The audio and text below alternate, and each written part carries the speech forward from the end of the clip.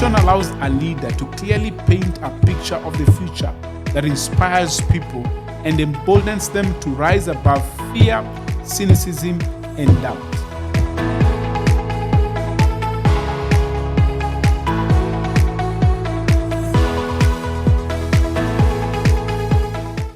Hey, welcome again to Oscar Amisi's Leadership Podcast, where we are so passionate about leadership.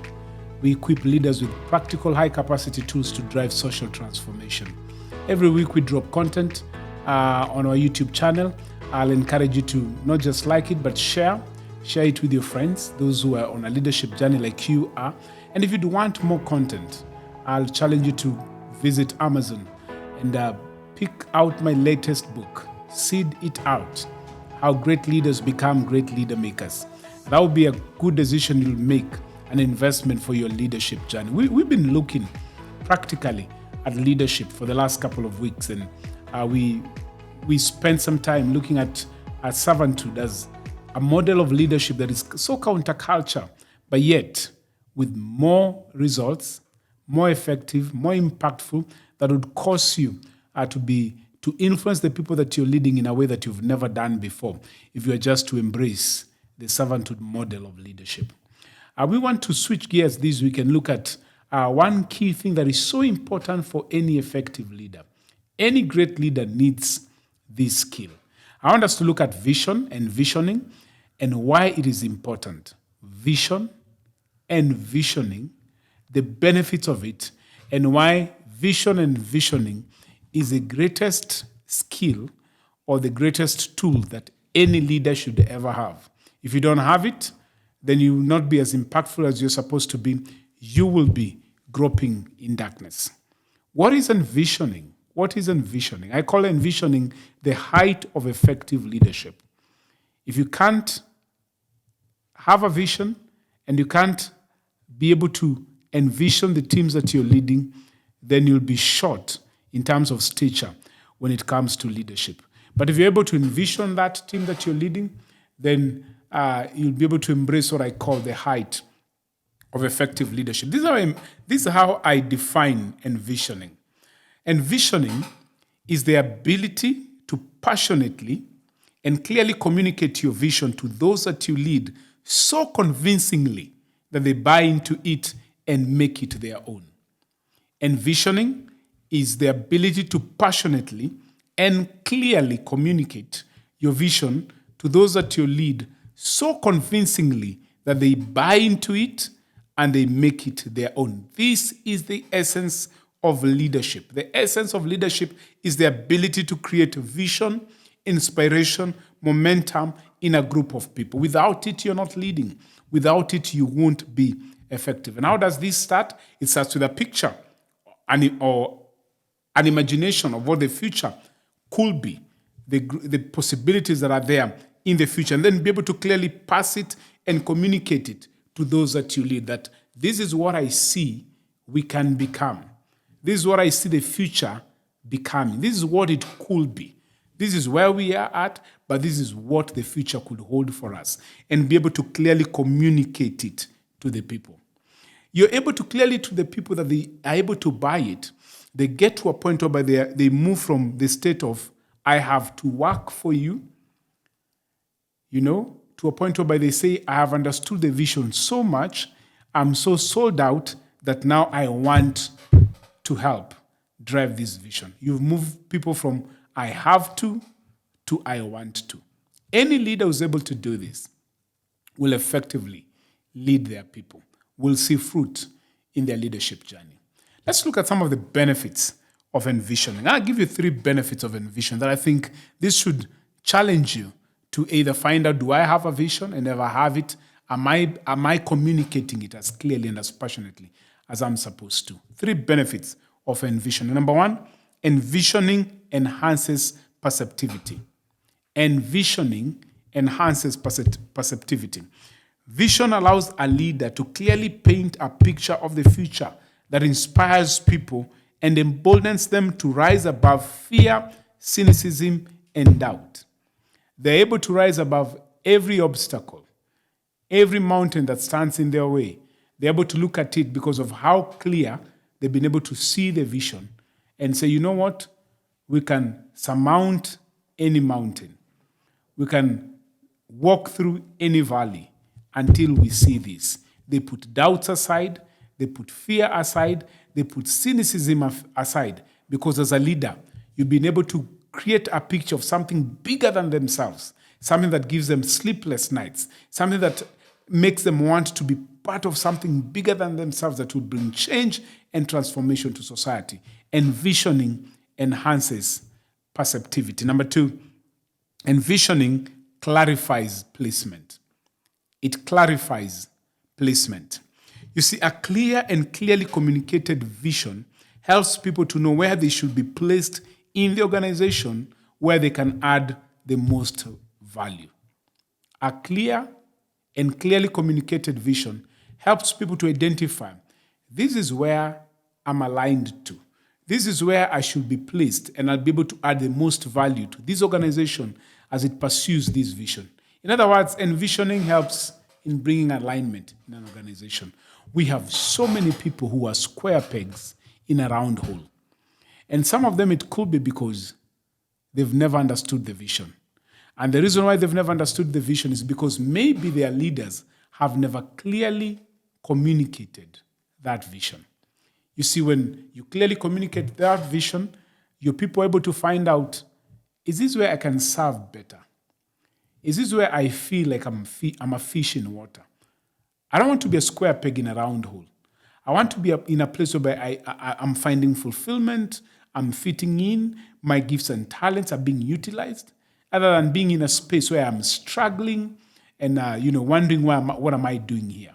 It enhances placement. When you encounter some problems and challenges with people that you're looking at and you're like, these people are misplaced in the organization, maybe you need to ask yourself, is the vision clear?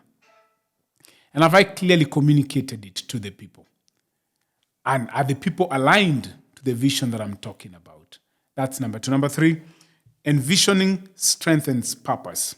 It strengthens purpose. You see, when envisioning is done properly, people find meaning in the future. They do. They also get to understand their role in the bigger picture of the organization, which helps them to appreciate that they are an important link between the present reality and what could be in the future. You want to move your people from just thinking, I'm a volunteer, I'm a worker, to a sense of ownership. Where they don't say, this is where I work, they start saying, this is my organization, irrespective of their position in the organization.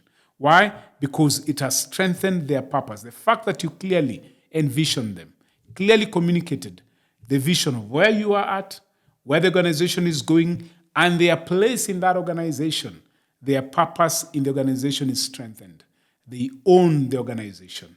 They start treating it as shareholders, owners, not just volunteers. They're not just in there, let me put it this way, they're not just in there for the paycheck at the end of the month. They know I'm here for more than just the paycheck. So number 1, it enhances perceptivity, it clarifies placement, and lastly on that score, it enhances purpose. Purpose. It strengthens purpose. Let me give you a small contrast of the difference between a leader who's visionary and a leader who's non-visionary. Let me give you a few characteristics of a leader who's a visionary leader, and the difference and the damage sometimes leaders who are not visionary can cause. 1, a visionary leader creates clarity and conciseness. People are not groping in darkness. People know where they're going. People know the route they're supposed to take. They're not groping in darkness. They create clarity and conciseness. But an unvisionary leader creates confusion and frustration. People don't know what's going to happen tomorrow. Work is not predictable. So there's a lot of frustration because they're always moving pieces every other day. Goalposts are being shifted week in, week out. Why? Because the leader is not visionary. 2, a visionary leader creates stability among the fact that they know the vision, they know the destination, and they know what vehicle they are using or the mission they're using to get to that destination, and they know their place in the vision. Man, it gives them stability. Those who are led become stable. Tomorrow is predictable. All things being equal, the next month, the next year, the years they'll be in that organization are predictable. They know you won't catch them by surprise because you've shifted goalposts. You've moved from vision X to Y. They know in the next couple of years, this is what we are working on. Stability is created. And if you flip that on the other side, an unvisionary leader creates instability among the led. When they don't know where they're going, they're unstable. They know you can come today and say, oh, we are a service industry. The next week you come and say, no, we're not a service industry. We are a manufacturing industry. Oh, we are not this. We are, so on and so forth. You keep on shifting goalposts. 3, a visionary leader will facilitate growth and momentum. In other words, create spaces and environments for people to grow that helps them to keep on growing in that organization and move upward in the organization and in their life. But the opposite of a visionary leader is that they will create frustration and stagnation. People don't move. You find the same people at the same place year in, year out. They've worked in the same place for the last 10 years, still in the same place, doing the same thing. They have never grown. All they're experiencing is stagnation.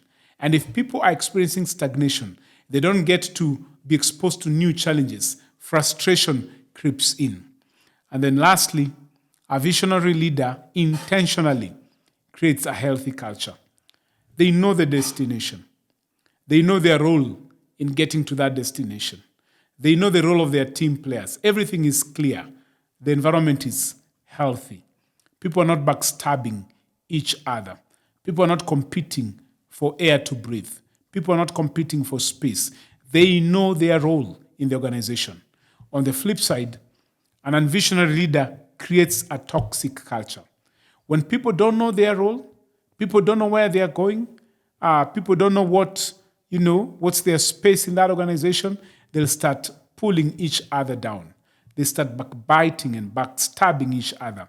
And all of a sudden, the environment is so toxic. People are competing not to make the organization better, but to find their space because there's no predictability, there's no clarity.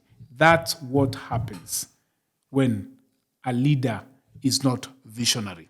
And I want to call you and ask you, would you just take a step back and ask yourself, what's the vision of my organization if I'm a leader?